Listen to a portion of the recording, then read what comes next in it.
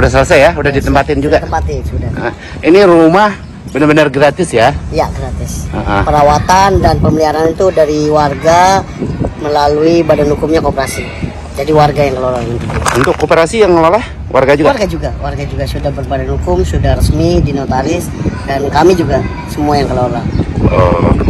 Nah, sekarang ada 2 tower. Untuk tower ketiga, 4, 5 di mana nih? Ya, jadi di sini ada A, sebelah sini E, di belakang B ini ada C. Jadi A, B, C, D, E gitu. Jadi letter U gitu. Nah, kapan nih rencananya dibangunnya? Sekarang ini sudah ada pemanggaran proyek, jadi warga tidak boleh memasuki kawasan proyek, dan hari ini tepatnya alat pancang sudah tiba di sini dan mulai pemancangan hari ini. Di mana itu? Nanti ada di blok C. Boleh kita lihat? Ya, nanti kita lihat. Oke, siap. Jadi nanti dulu yang dibangun. Pemandangan yang indah. Oh, luar biasa. Di sini gua dibikin merinding. Di mana di Jakarta ini masih ada pemimpin yang peduli, yang begitu peduli dengan masyarakat kecil.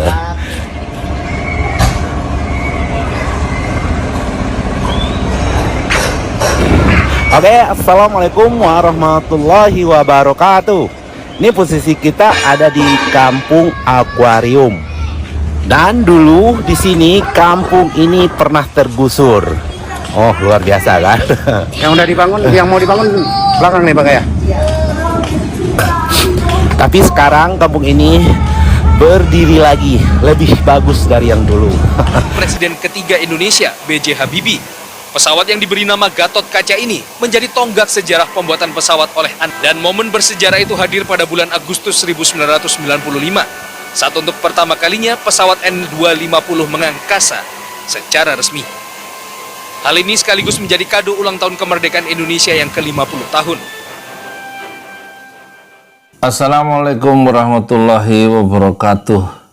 Lihat video barusan ya tentang satu solusi konkret untuk perumahan dari warga Kampung Akuarium yang digusur dan mereka sekarang dapat rumah gratis. Kalau ucapan Bapak yang di video itu benar ya.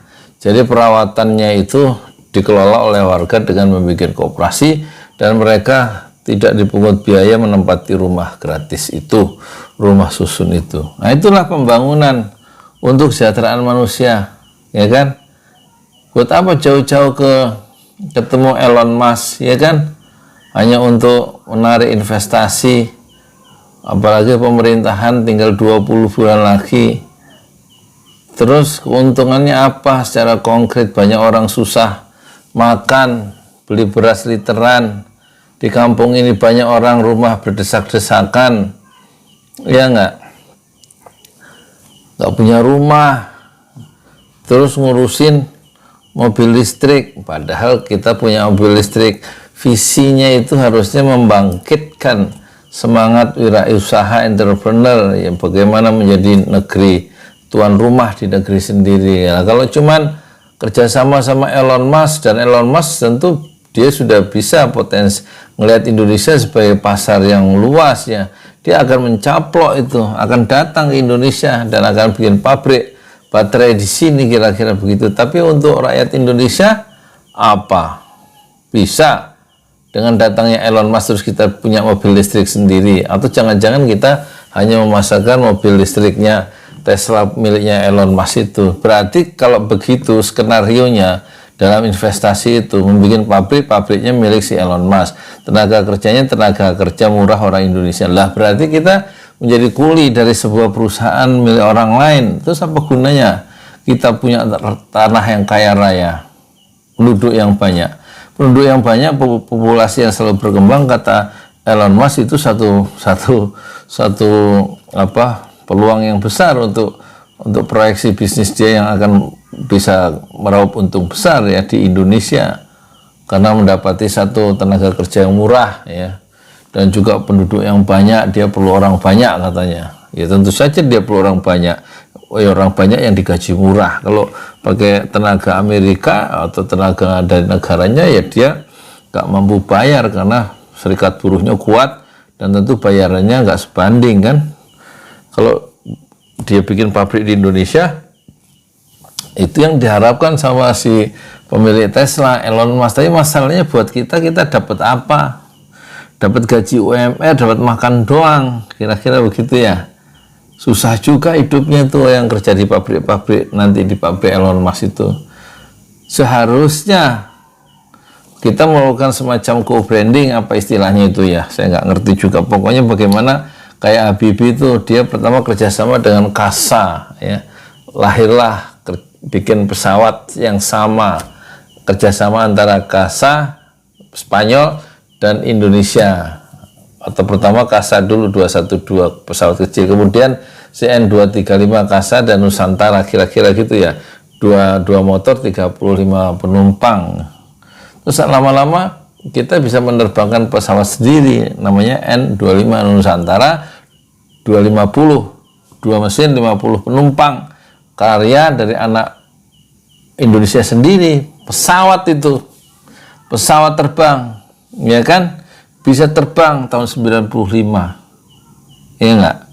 Nah itu berarti ada untungnya di tingkat kita terjadi proses nilai tambah karena punya pabrik pesawat sendiri di Bandung, dan orang lain yang sudah bisa bikin pesawat itu semacam kerjasama kolaborasi, tapi pada akhirnya kita menjadi mandiri dengan produk sendiri. Nah, problemnya Tesla itu bagaimana? Apakah kita seperti Honda, seperti Kawasaki, seperti yang lain-lain, kita menjadi pemasar? Bukan pemasar, kita menjadi tempat pemasaran produk-produk mereka, sampai kita sampai sekarang nih, udah hampir 76 tahun merdeka, tetap nggak bisa bikin motor merek sendiri, ya, karena tergantung atau memang nggak boleh sama prinsipalnya, sama pemilik dari Honda, Kawasaki di Jepang itu. Kok bisa kita nggak bisa bikin motor sendiri, merek sendiri loh? Lah pesawat bisa, pesawat bisa. Jadi memang kita datang ke Tesla kemarin nggak punya visi bisnis yang besar, nggak ingin menjadikan Indonesia negeri entrepreneur, kecuali hanya ingin membuka lapangan pekerjaan dan kita menjadi buruh dari perusahaan asing. Nah itu yang harusnya kita ubah, itu ubah seperti gayanya Habibie. Kita harus punya wahana sendiri, industri sendiri, perusahaan sendiri yang bekerja orang-orang kita sendiri, sehingga terjadi proses added value, nilai tambah untuk manusia Indonesia sendiri, sehingga kita menjadi manusia yang unggul, bangsa yang unggul, karena ada proses nilai tambah setelah kita bikin ya sesuatu, bikin pesawat kayak bikin mobil sendiri di pabrik, di perusahaan yang dimiliki sendiri gitu. Jadi kerjasamanya kerjasama yang setara itu sejak awal. Kalau dengan Tesla begini kan, menurut saya nih, menurut penglihatan orang kampung, tukang donat ya, yang wawasannya terbatas, kayaknya kok kita menjadi tukang ya, dengan buruh yang banyak yang mengerjakan tentu orang-orang kita, bagian tenaga ininya, bukan tenaga ahlinya ya, tenaga ahli tentu orang-orang Amerika itu, tapi kita sebagai pekerja-pekerja yang dibayar UMR gitu.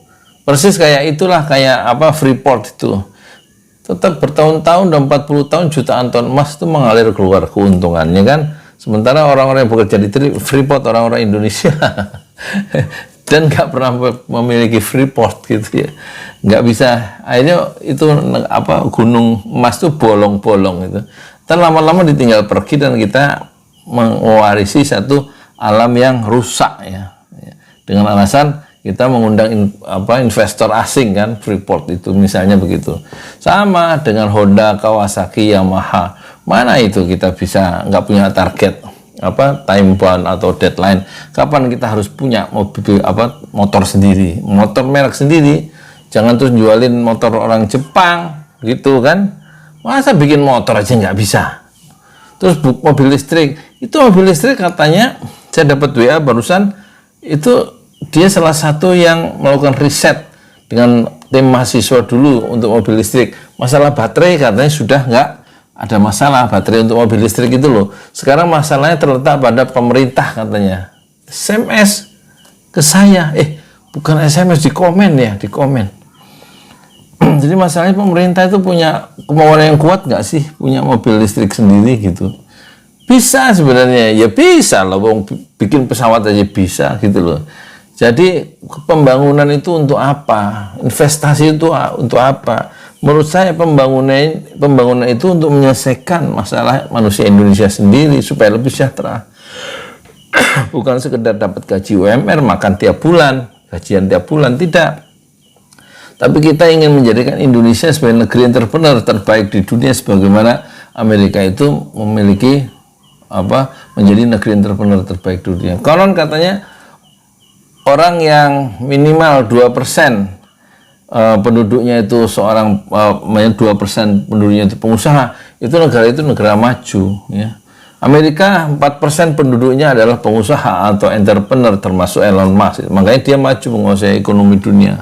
Kalau Singapura itu 7% gitu kira-kira ya, 7%. Kita itu 0,01% entrepreneurnya. Jadi kita memang sebagai bangsa belum maju karena jumlah lapisan entrepreneur, lapisan pengusahanya itu masih sedikit. Nah, sekarang kalau kita mau mendatangkan investasi, nah terus kapan kita menjadi entrepreneur seperti Habibie yang menyarankan supaya kita menguasai teknologi tinggi dan menjadi satu pemain dunia, ya, yang bisa menjual produk-produk ke seluruh dunia, karena kita melakukan investasi di bidang kualitas manusia Indonesianya dulu supaya unggul, ya.